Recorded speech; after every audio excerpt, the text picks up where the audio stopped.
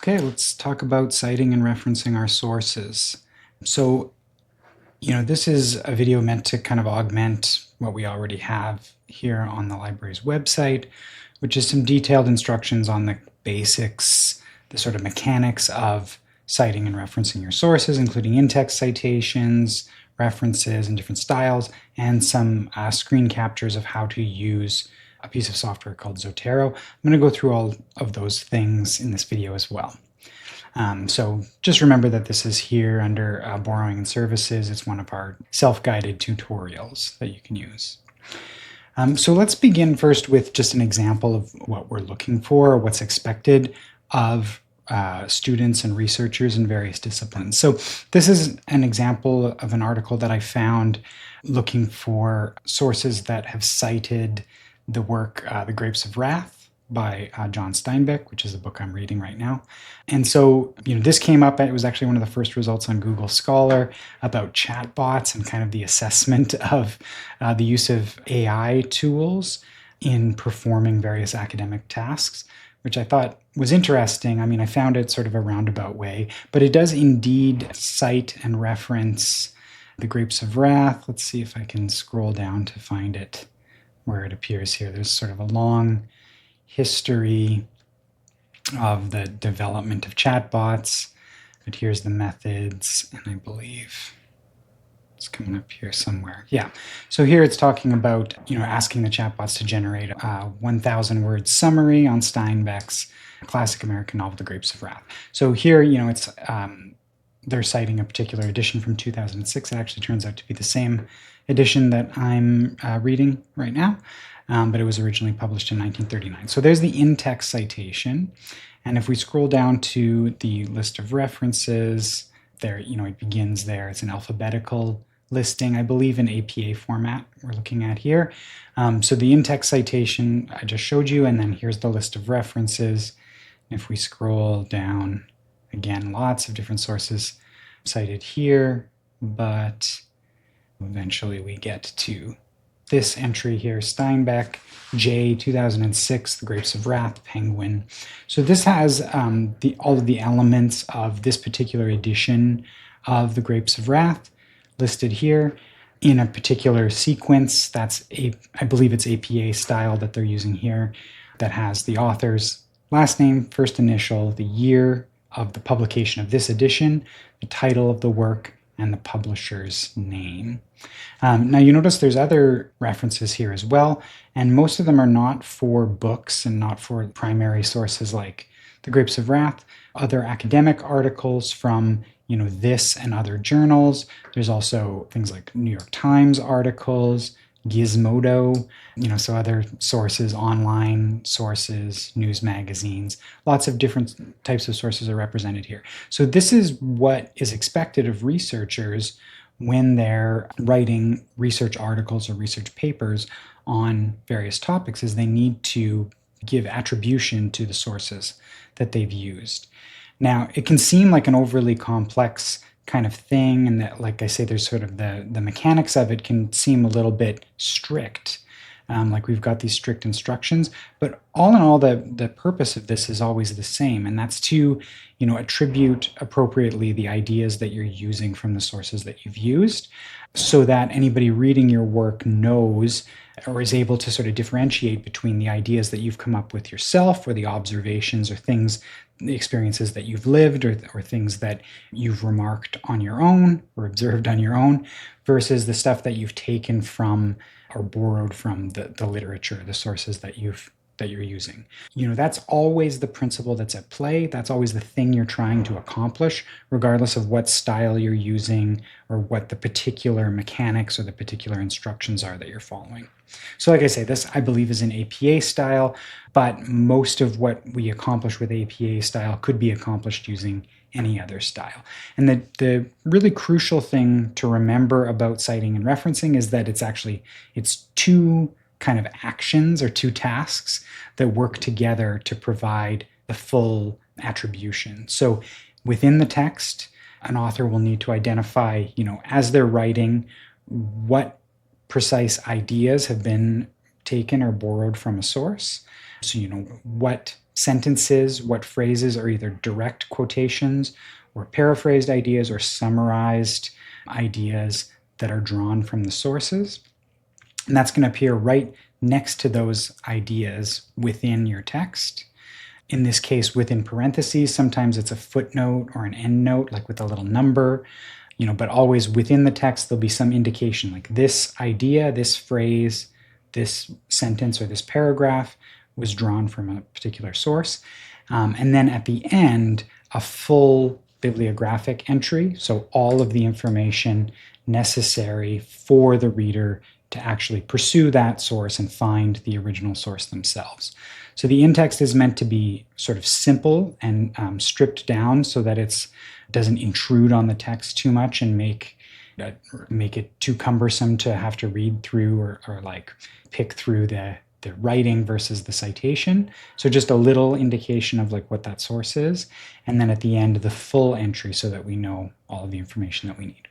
That's basically everything that you need to know, like in principle, about the philosophy and sort of mechanics of academic citation. So that's the really simple and short version.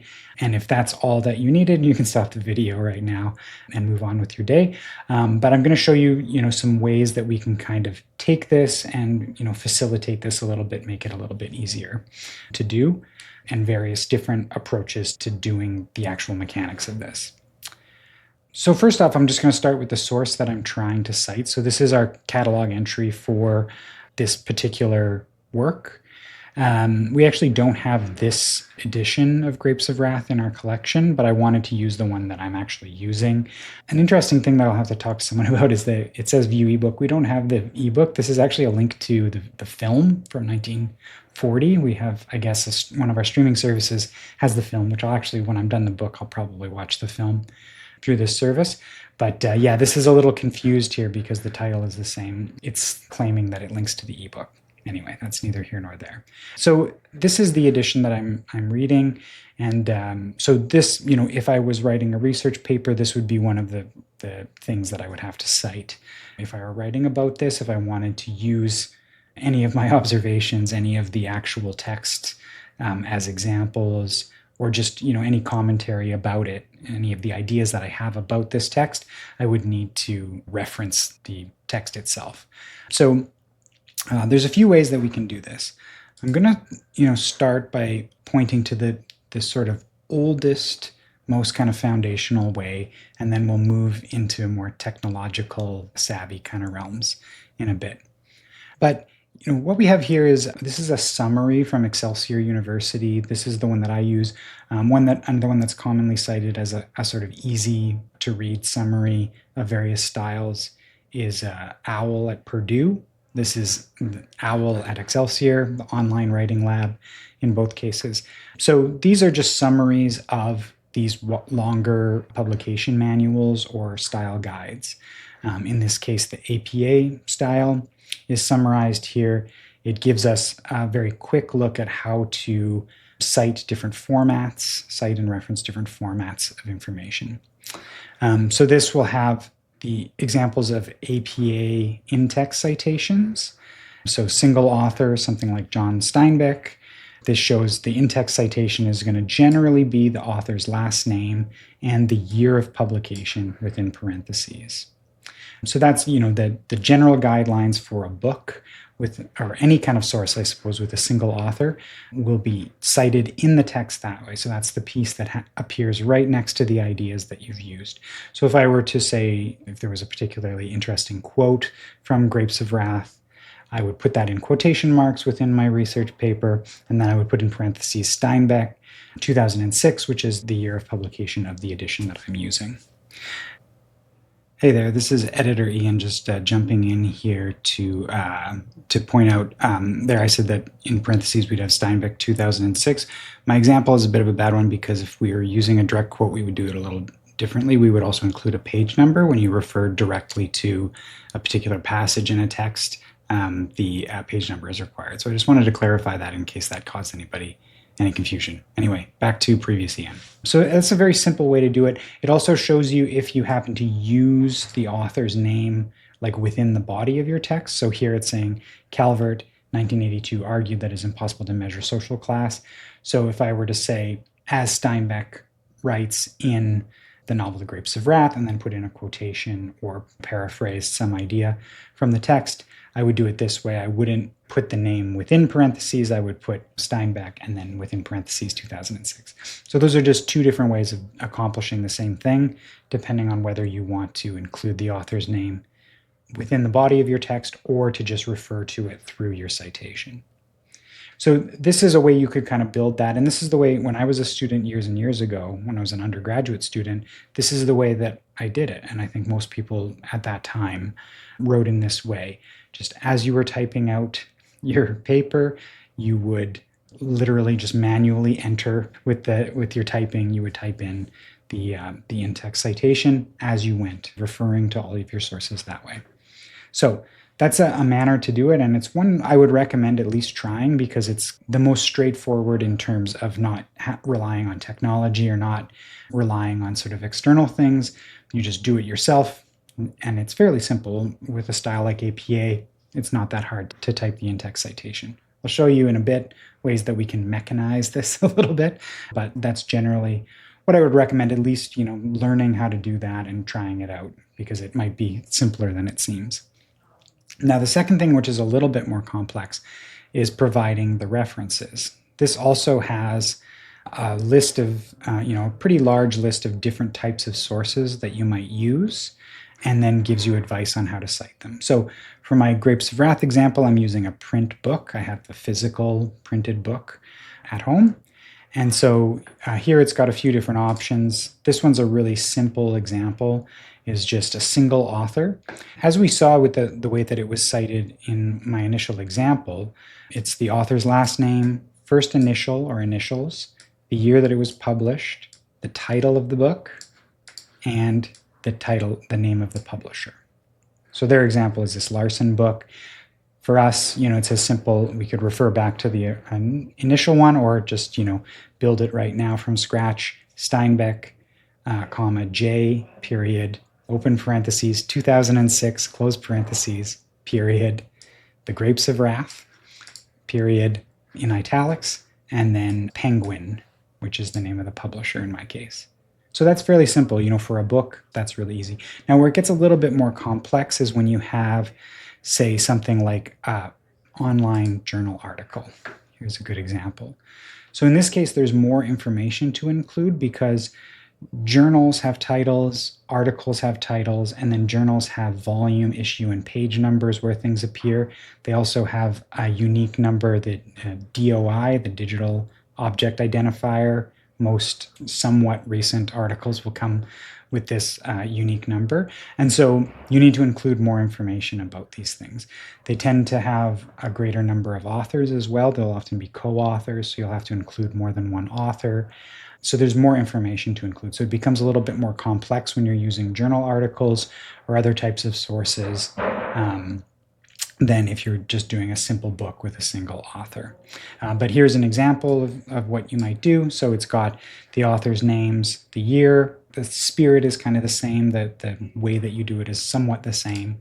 The title of the article is left, regular text.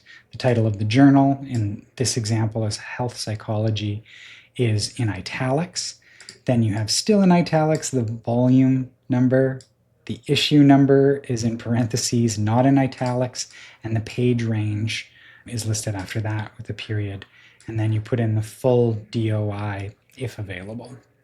Right? So this is kind of the basic example. There's a few other ones. If there's no DOI, then you have to include some kind of online, URL.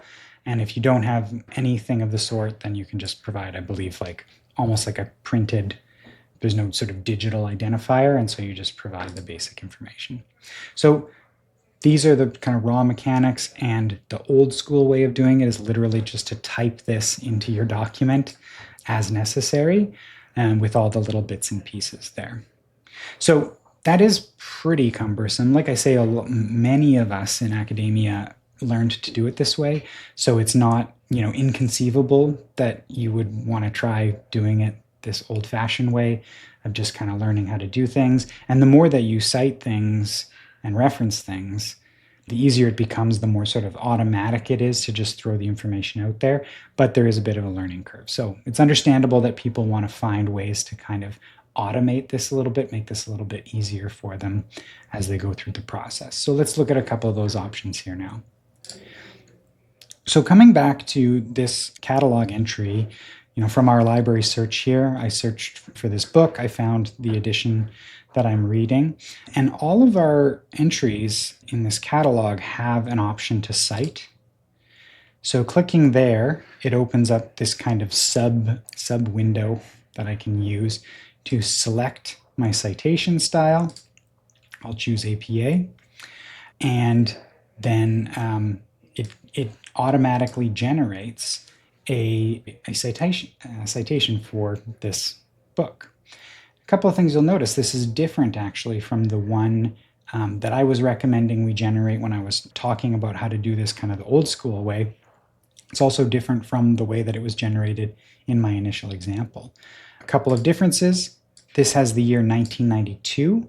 That's questionable to me. Why does it have the year 1992 when this print book was published actually in 2006, this edition from Penguin?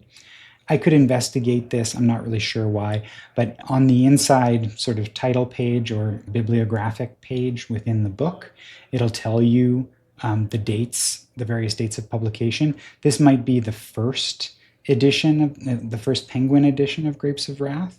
But the one that I'm using, the most current date is 2006. And so that's actually an error, I think, in this case, or some sort of disconnect between the actual source and the one that's listed here in our catalog. So that's something to be careful about. There's other things, it can get any of these wrong because it's automatically generated. So you have to be a little bit wary when using these things that you've got the actual correct information. The title is fine. And then here, rather than listing it just as Penguin, it's listing it as Penguin Books. This would be a matter of interpretation. It doesn't really matter that much, I don't think, whether it's one or the other. You wouldn't want it to be completely a different publisher because then that edition might have subtle or maybe even not so subtle differences between texts. So be careful with that as well, especially when you come to books that have translations or multiple editions with different content, right? You want to make sure that you're citing the correct one. But in this case, whether we list it as Penguin or Penguin Books, that's sort of a matter of preference. You could choose one or the other. It doesn't really matter that much. The spirit is still there. There's no potential for misunderstandings with that. So there's a couple of corrections probably that would make. I like this sort of slim, just calling it Penguin. Everybody knows Penguin as this sort of major publisher, literary publisher. And so we could keep it simple like that. And definitely you would want to have the appropriate year because the 2006 publication of The Grapes of Wrath is potentially very different, might have a different introduction.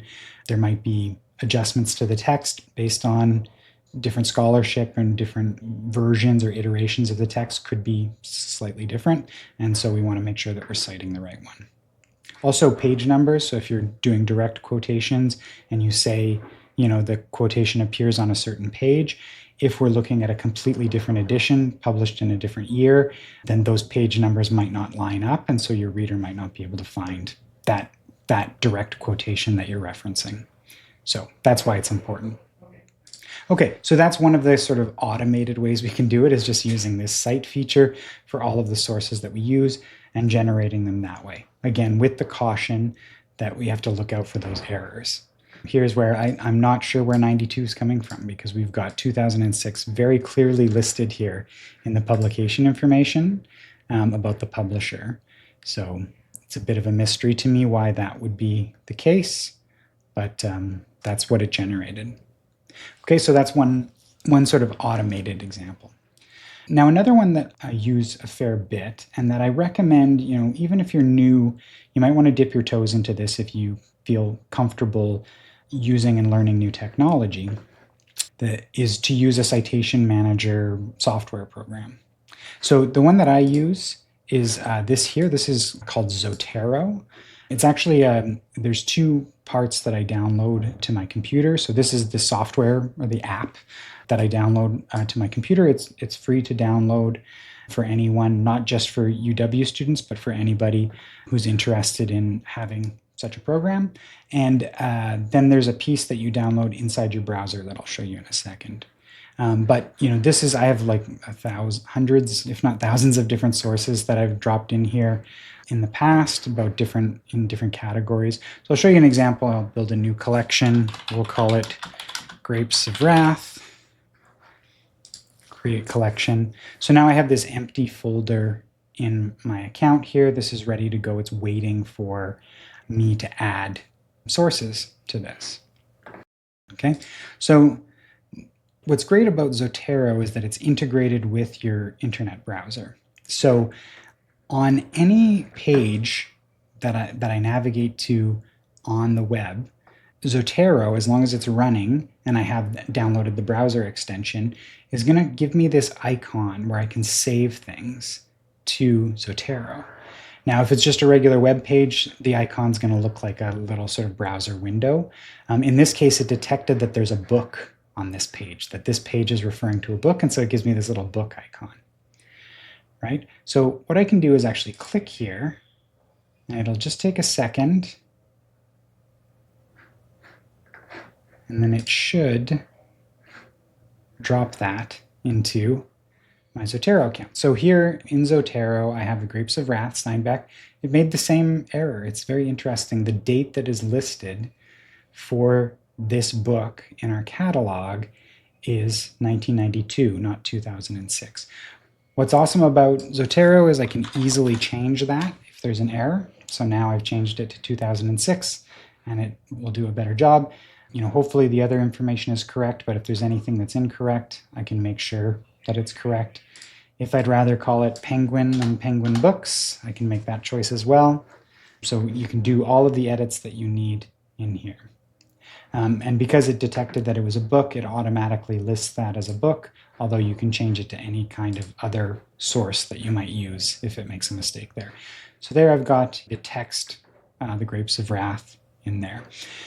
Now, like I say, what's great about this is that it automatically detects the information that's in your browser window. So here's another example of, as I'm doing my research, how I might build out my list of sources. I searched for Grapes of Wrath and Steinbeck in JSTOR to see what kind of articles exist in JSTOR that are relevant to Grapes of Wrath. Now, there's multiple sources here listed on this page, all sorts of different sources. If I click on any one of them, it'll open a page, and there the icon for Save to Zotero has detected that this is an article. So if I click there individually, it will drop this article into my Zotero account with all the information. That the author or creator is what it's listed as, the title. There's some weird things that are happening here, some corrections to make. The journal is the Steinbeck Review. It's got the volume, issue, year, page range. So all of the information that I need to provide a reference or citation for this source.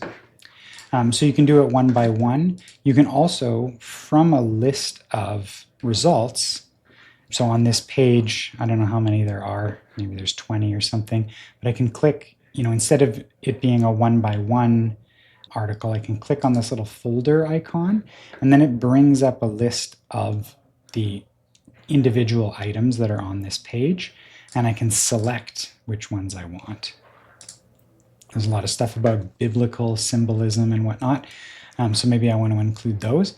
So I just check the boxes of the ones that I want to bring in, and then click OK, and then it brings them all in one by one.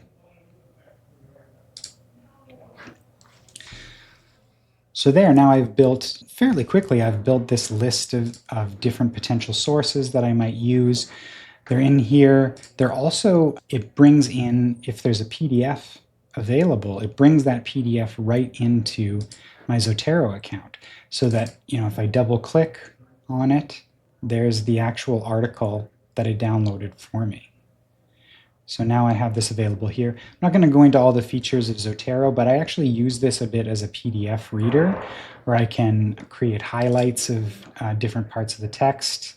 You can create little sticky notes if you want, with different comments and things on them. So there's lots of ways that you can sort of develop your ideas and take notes right within Zotero. So that's something to be aware of, but I'm not going to go into all those features here. But the fact that all of those articles are now available in my Zotero account allows me to keep track of all of my sources, have copies of them in many cases, of the sources that I'm using. And as I'll show you in a second, it's very easy to refer to them if I want to use them. Just before I move along too much, I also just want to show you how this is useful outside of kind of traditional academic sources. So here's a bit of a funny example. There's this series, I haven't watched it in a long time, but it's called Thug Notes. Basically, it sort of puts summaries of academic works or academic ideas into this sort of like informal, thuggish dialogue, I suppose. It's meant to be funny, but also educational. So anyway, this is one example of a source that I might refer to depending on the type of work that I'm doing. But you can see the icon here has changed because it's a YouTube video. It's got this kind of webcam icon. But equally, for web pages, online news articles, blog posts, other things like that, you can use Zotero just the same. Any sort of source information that you find online, bibliographic information, can be transferred into your Zotero account so that you can cite and reference it as you like. Okay, so there's, that was just very quickly an example of how to build up your reading list. So where does this become useful then?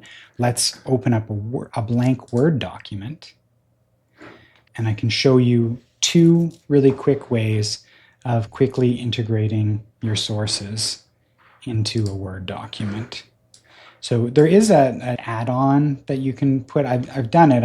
I've attached this add-on. I don't tend to use it much because I find that it's a little cumbersome, but you might find that you like it. But my preference is to use just a drag and drop kind of method. So I have my Word document open and my Zotero account open. And for one, I can just, by clicking and dragging and dropping it in, it creates the reference, the bibliographic reference for me. I could do it, one by one, or I could do it all of the sources by holding Shift, clicking the first one, holding Shift and clicking the last one, and then I can drag them all at once, right? And so there's all of the sources that I've identified just today really quickly, including the original source. And because I've selected, well, I better make sure that I've selected APA format. That would be in my settings under export. Yeah, APA 7th edition.